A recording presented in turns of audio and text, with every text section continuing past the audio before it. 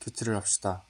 10월 13일 화요일 큐티 메시지 히브리서 9장 1에서 10절 말씀입니다.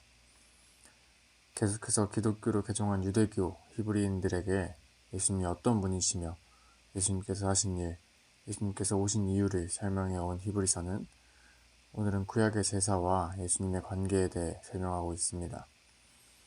그러면서 특별히 오늘 말씀은 얼마 전 목요예배를 통해 민수 목사님께서 전해주신 출애굽기의 성소와 지성소에 대해 간략히 설명되어 있습니다.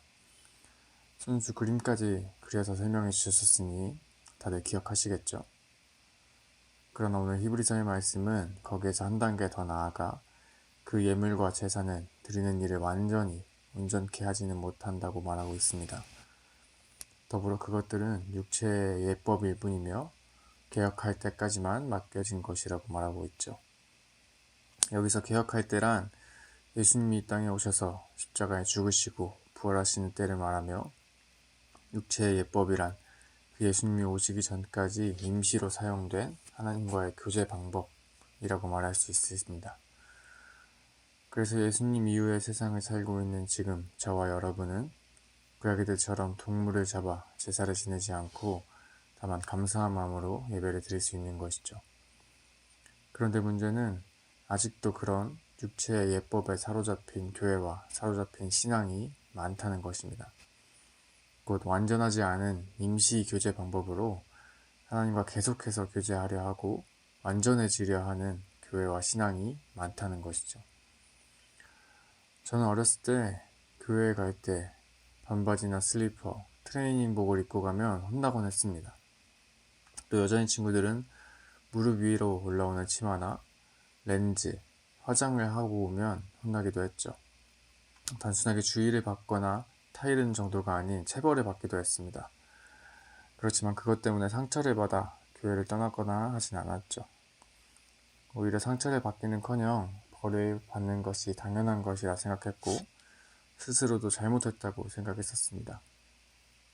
그러고는 교회 갈 때마다 옷에 신경 쓰게 되었고 입을 옷이 없으면 혼날까봐 안 가기도 했습니다.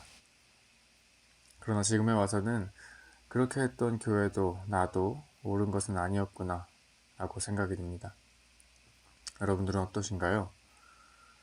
비슷한 경험이 있으신가요? 아니면 전혀 이해가 안 되시나요?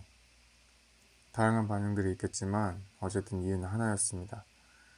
하나님께 예배하러 오는 곳인 교회는 거룩하고 정결하고 단정한 모습으로 와야 한다는 것이었고 어렸던 저는 그것을 예배 자체보다 중요하게 여겨버리게 된 것이죠. 물론 저는 그렇게 신앙을 배웠고 키워나갔지만 지금 그런 신앙을 가지고 있지는 않습니다. 전혀 없다고는 말할 수 없겠지만 많은 사람의 많은 형태의 신앙의 모습을 이해하고 포용하려고 노력하는 중입니다. 왜냐하면 오늘 말씀처럼 지금은 개혁된 때이기 때문이죠. 그리고 개혁된 때란 겉모습이 아닌 마음이 예배하는 모습, 사랑하는 모습이 더 중요한 때라는 뜻입니다. 앞서 제가 예로 들었던 경우는 사실 지금도 행해지고 있는 수많은 육체의 예법들에 비하면 별것 아닐지도 모릅니다. 오히려 겉모습, 옷차림도 분명 중요하기에 육체의 법에 끼지도 못할 수도 있죠. 그러나 저는 지금 예배할 때 단정한 옷차림이 육체의 예법이라고 말하고 있는 것이 아닙니다. 그러나 때에 따라서 그것이 가끔 육체의 예법이 되기도 한다는 것이죠. 예수님의 마음 없이 말짱한 모습으로만 출석하여서 죄책감을 덜어내는 때, 예수님의 마음 없이 다른 사람의 행색을 정죄하는 때가 그런 때입니다.